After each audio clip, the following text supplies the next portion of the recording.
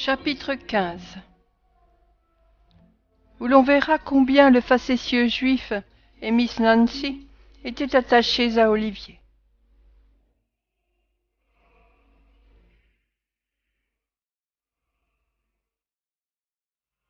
Dans la salle obscure d'une misérable taverne située dans la partie la plus sale de Little Saffron Hill, repère ténébreux où pendant l'hiver un bec de gaz brûlait tout le jour et où jamais pendant l'été ne brilla un rayon de soleil, un homme était assis devant un pot d'étain et un petit verre, absorbé dans ses pensées et imprégné d'une forte odeur de liqueur. À son vêtement de velours commun, à sa calotte de velours, à ses brodequins, un agent exercé l'eût reconnu sur-le-champ, malgré le demi-jour, pour M. Guillaume Saïx. À ses pieds était étendu un chien aux poils blancs et aux yeux rouges, occupé tour à tour à cligner de l'œil en regardant son maître et à se lécher le museau, où une plaie large et saignante attestait un combat récent. « Vas-tu te tenir tranquille, gredin ?» dit M. Saïx en rompant brusquement le silence. Il était peut-être tellement plongé dans ses réflexions que le seul mouvement des yeux du chien suffisait pour les troubler. Ou bien l'irritation produite en lui par ses réflexions mêmes avait besoin de se traduire en mauvais traitement à l'égard d'une bête inoffensive. Quoi qu'il en soit, Saïx se mit à jurer contre son chien et en même temps lui allongea un coup de pied. En général, le chien ne cherche pas à se venger des coups qu'il reçoit de son maître, mais celui de M. Saïx avait, comme son propriétaire, un assez méchant caractère, et poussé à bout probablement en ce moment par la conviction de son innocence, il se jeta sans cérémonie sur le pied qu'il avait frappé, enfonça ses dents dans le brodequin, le secoua vivement, puis se sauva en grondant sous un banc, juste à temps pour éviter le pot d'étain que M. Saïx lui lança à la tête. « Tu voudrais mordre, hein ?» dit Saïx en saisissant d'une main les pincettes et en ouvrant de l'autre d'un air résolu un long couteau qui tira de sa poche. « Ici, gredin, ici, m'entends-tu » Le chien entendait fort bien, car M. Saïx criait comme un sourd, mais il ne semblait pas du tout résigné à se laisser couper le cou. Il resta où il était, grondant plus fort qu'auparavant, et saisissant dans ses dents l'extrémité des pincettes qu'il mordit avec rage. Cette résistance ne fit qu'accroître la colère de M. Saïx. Il se mit à genoux et commença à attaquer le chien avec fureur. L'animal sautait de côté et d'autre, jappant, grondant, aboyant. L'homme jurait, frappait, blasphémait. La lutte allait devenir critique pour l'un ou l'autre des combattants, quand la porte s'ouvrit tout à coup et le chien ne fit qu'un bond dehors, laissant Guillaume Saïx avec son couteau et ses pincettes à la main. « Pour se quereller, il faut être deux », dit un vieux proverbe. M. Saïx, désappointé de la fuite du chien, fit tomber sa colère sur le nouveau venu. « Pourquoi diable venez-vous vous mettre entre mon chien et moi ?» demanda-t-il avec un geste menaçant. « Je ne savais pas, mon ami, je ne savais pas », répondit Fedjin d'une voix humble. C'était en effet le juif qui venait d'entrer. « Vous ne saviez pas, vieux brigand » s'écria Saïx. « Vous n'entendiez donc pas le vacarme ?»« Pas le moins du monde, aussi vrai que je suis en vie, » répondit le juif. « C'est vrai, vous n'entendez rien, » répliqua Saïx avec un rire menaçant. « Vous vous faufilez partout, sans qu'on vous entende entrer ni sortir. J'aurais voulu, Fedjin, que vous fussiez à la place de mon chien, il y a 1 minute. »« Pourquoi donc ?» demanda le juif avec un sourire forcé. « Parce que le gouvernement, qui protège la vie d'êtres tels que vous, qui ont moins de cœur qu'un roquet, laisse un homme tuer son chien à sa fantaisie, » répondit Saïx en fermant son couteau d'une manière très expressive. « Voilà pourquoi. » Le juif se frotta les mains et, s'asseyant devant la table, affecta de rire de la plaisanterie de son ami. Néanmoins, il était visiblement mal à son aise.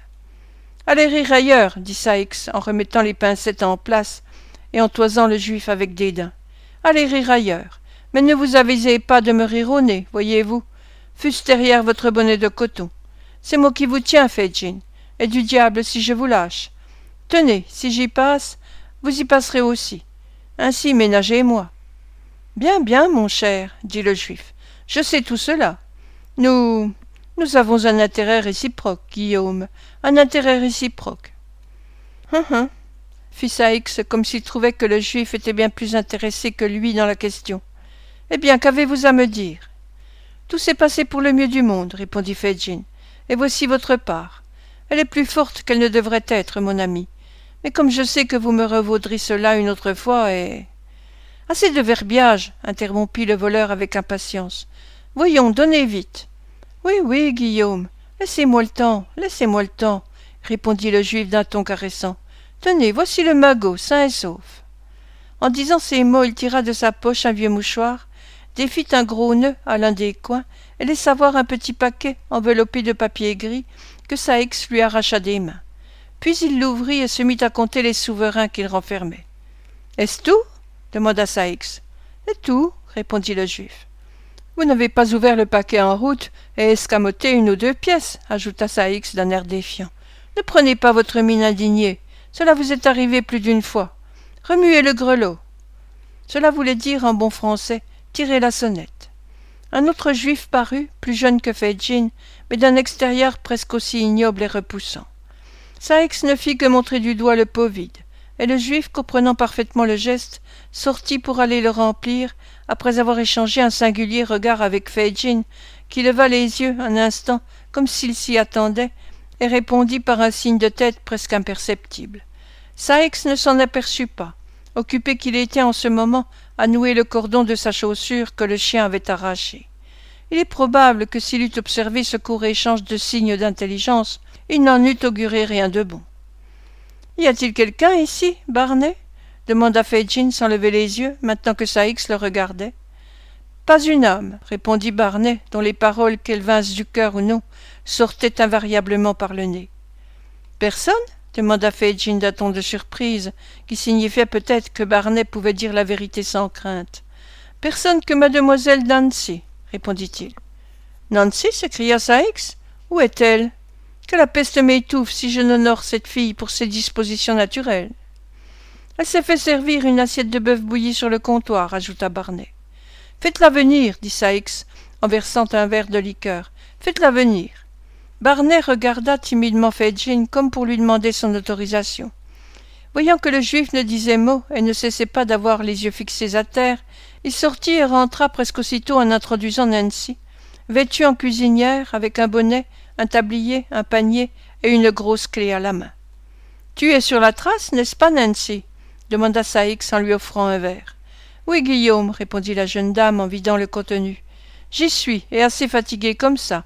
Le petit drôle a été malade et a gardé le lit, et... »« Ah, Nancy, ma chère » dit Fedjin en levant les yeux.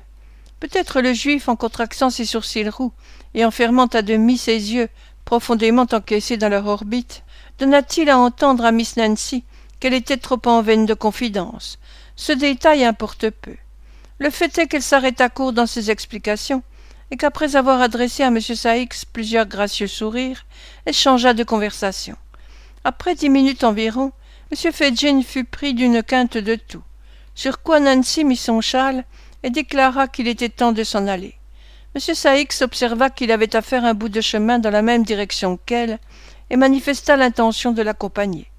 Ils s'en allèrent ensemble, suivis à peu de distance par le chien, qui sortit d'une cour voisine sitôt que son maître fut hors de vue. Le juif passa la tête hors de la porte au moment où Saïx venait de quitter la salle. Il le suivit des yeux tandis qu'il franchissait l'obscur passage, le menaçant du poing et murmurant d'horribles imprécations. Puis, avec un affreux rire, il revint prendre place devant la table où il se plongea dans l'intéressante lecture du journal des tribunaux. Pendant ce temps, Olivier Twist, qui ne se doutait pas qu'il fût si près du facétieux vieillard, se dirigeait vers l'étalage du libraire. Arrivé à Clerkenwell, il prit, sans y faire attention, une rue qui n'était pas comprise dans son itinéraire. Il l'avait à moitié franchie quand il s'aperçut de sa méprise, mais sachant que cette rue devait aussi aboutir au point vers lequel il se dirigeait, il jugea inutile de revenir sur ses pas et continua à marcher, les livres sous le bras, de toute la vitesse de ses jambes. Il songeait, tout en marchant, au bonheur de sa nouvelle situation, au plaisir qu'il aurait à voir, ne fût-ce qu'un instant, le pauvre petit Richard, qui peut-être en ce moment, battu et affamé, pleurait amèrement, quand il fut tiré de sa rêverie par une jeune femme qui s'écria très haut. « Oh, mon cher frère !» Et à peine avait-il levé les yeux pour voir ce que cela signifiait, qu'il sentit l'étreinte de 2 bras étroitement serrés autour de son cou. « Laissez-moi !» s'écria Olivier en se débattant. « Laissez-moi tranquille. Qu'est-ce ? Pourquoi m'arrêtez-vous » Pour toute réponse, la jeune femme qui le tenait embrassé et qui avait à la main un petit panier et une grosse clé, se mit à pousser des cris et des gémissements. « Oh mon Dieu !» disait-elle. « Je t'ai donc retrouvé. Olivier, Olivier, ô vilain enfant, de m'avoir jeté dans de pareilles inquiétudes à ton sujet. Viens chez nous, mon ami, viens. Dieu soit loué, je t'ai enfin retrouvé. » Après ces exclamations incohérentes, la jeune fille recommença ses gémissements de plus belle, avec un accès nerveux si violent que plusieurs femmes qui étaient là demandèrent à un garçon boucher à la chevelure grasse et luisante, et qui regardait aussi la scène, s'il ne croyait pas urgent de courir chercher un médecin. À quoi le garçon boucher, qui semblait d'une nature assez lente, pour ne pas dire indolente, répondit qu'il n'y avait pas d'urgence. « Oh non, non, ce n'est pas la peine, » dit la jeune femme en serrant la main d'Olivier. « Je vais déjà mieux. Allons tout droit à la maison, cruel enfant. Allons. »« Qu'est-ce qu'il y a donc, madame ?» demanda une des femmes. « Oh, madame, » répondit la jeune fille, « il s'est sauvé il y a près d'un mois de chez ses parents, qui sont de bons ouvriers, pour aller courir avec une bande de filous et de mauvais garnements, et sa mère en est presque morte de chagrin. »« Petit misérable !» dit la femme. « Rentrez chez vous bien vite, petite brute !» dit une autre. « Ce n'est pas moi !» répondit Olivier très alarmé. « Je ne la connais pas. Je n'ai ni sœur, ni père, ni mère. Je suis orphelin. Je demeure à Pentonville. »« Oh, voyez donc, est-il effronté ?» dit la jeune femme. « Comment, c'est vous, Nancy ?» s'écria Olivier en voyant la figure de la jeune femme qui s'était jusqu'alors tenue derrière lui. Il recula d'étonnement et d'effroi. « Voyez-vous qu'il me reconnaît ?» dit Nancy en s'adressant aux assistants. « Il ne peut pas faire autrement. Quelqu'un aurait-il la bonté de m'aider à l'emmener chez nous, sans quoi il fera mourir son père et sa pauvre mère, et me mettra au désespoir. Que diable est ceci ?» dit un homme en s'élançant hors d'une taverne, avec un chien blanc derrière les talons. « Comment, le petit Olivier ? Veux-tu bien aller retrouver ta pauvre mère, vaurien que tu es ? Allons, vite à la maison. »« Je ne leur appartiens pas, je ne les connais pas. Au secours, au secours !» cria Olivier en se débattant contre la vigoureuse étreinte de l'homme. « Au secours ?» répéta celui-ci. « C'est moi qui viens au secours, petit scélérat. Qu'est-ce que c'est que ces livres-là ? Tu les as volés, n'est-ce pas ? Donne-moi ça. » À ces mots, l'homme arracha les volumes que tenait l'enfant et le frappa violemment à la tête. « C'est bien fait, » dit du haut d'un grenier un spectateur de cette scène. « Voilà la vraie manière de mettre ces gamins-là à la raison. »« C'est vrai, ça, » dit un gros lourdeau de charpentier, en regardant d'un air approbateur celui qui venait de parler. « Ça lui fera du bien, » dirent les deux femmes. « Eh, c'est évident, » reprit l'homme en frappant de nouveau Olivier et en le saisissant au collet. « En avant, petit vaurien. Ici, Turc, attention au commandement. » Affaibli par sa récente maladie, étourdi par les coups et par cette attaque à l'improviste, épouvanté des grondements menaçants du chien et de la brutalité de l'homme, accablé surtout par la conviction où étaient les spectateurs qu'il était réellement un vaurien, que pouvait le pauvre enfant ? Il faisait nuit close, le quartier était désert, nul secours à attendre, toute résistance était inutile. En un instant il fut entraîné dans un labyrinthe de rues sombres et étroites, et avec une rapidité qui rendait complètement inintelligibles les quelques cris qu'il osait pousser. Qu'importait d'ailleurs qu'ils fussent inintelligibles, puisque personne n'était là pour s'en inquiéter. Les becs de gaz étaient partout allumés. Madame Badouine attendait avec anxiété à la porte de la maison.